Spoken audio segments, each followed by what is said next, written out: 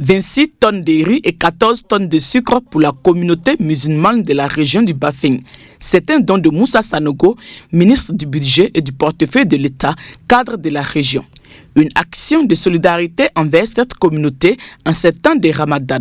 C'est une cérémonie qui rentre dans le cadre du partage, de la générosité, qui sont des valeurs fortement recommandées à l'occasion du Ramadan, du carême musulman. Donc c'est une occasion où les musulmans, les uns et les autres, doivent se faire des présents, se faire des bénédictions, dans le sens, comme je l'ai dit, du partage. Les bénéficiaires sont reconnaissants à l'endroit du chef de l'État et du donateur pour leur soutien constant.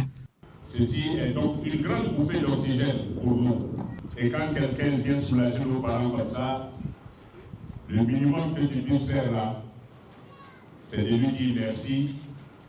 Et merci à Allah subhanahu wa ta'ala pour qu'il augmente encore tout ce qu'il est en train de faire, il va faire pour nos parents. Vraiment, aujourd'hui, nous on a la distribution des chefs de l'État pour faire bénédiction. Ce qui nous est fait, vraiment c'est un grand pour nous. C'est un grand pour nous. Vraiment, on est là pour la bénédiction. Les imams là, ils sont là pour la bénédiction. Le Ramadan, 4e pilier de l'islam, se déroule pendant le 9e mois du calendrier musulman. Il sert à la purification spirituelle, à éprouver de la compassion et à grandir spirituellement.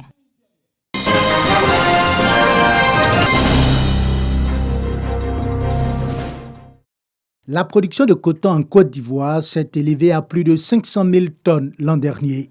Mais la filière est confrontée à de nombreux défis selon les acteurs du domaine. La filière coton, c'est l'une des filières, je dirais peut-être, qui a pris beaucoup de retard vu la primauté en fait de ces travaux sur toutes les filières agricoles en fait en Côte d'Ivoire. Et au niveau de la qualité sur le marché international, la fibre ivoirienne malheureusement souffre d'une mauvaise réputation depuis quelques années, liée à un jaunissement de la fibre, à des caractéristiques techniques qui sont moins demandées par la filature. Autant de défis auxquels l'Organisation interprofessionnelle agricole de la filière coton de Côte d'Ivoire, également connue sous le nom de Intercoton, se prépare à faire face, en actualisant ses statuts et règlements intérieurs dans le cadre d'une assemblée générale extraordinaire. Intercoton a eu une existence avant sa reconnaissance. Intercoton a quelques années d'histoire. Il était temps, nous avons estimé, que nous nous asseyions pour revoir les textes, ce d'autant que la gestion même de l'activité a connu des évolutions. L'Organisation interprofessionnelle agricole de la filière coton de Côte d'Ivoire fête ses 20 ans cette année. Son assemblée générale extraordinaire a rassemblé 25 délégués à l'auditorium de la FIRCA à Cocody.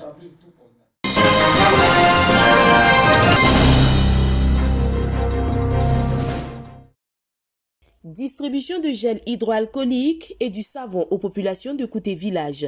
Ce geste en vue d'accentuer la sensibilisation et dire aux populations que la menace sanitaire persiste.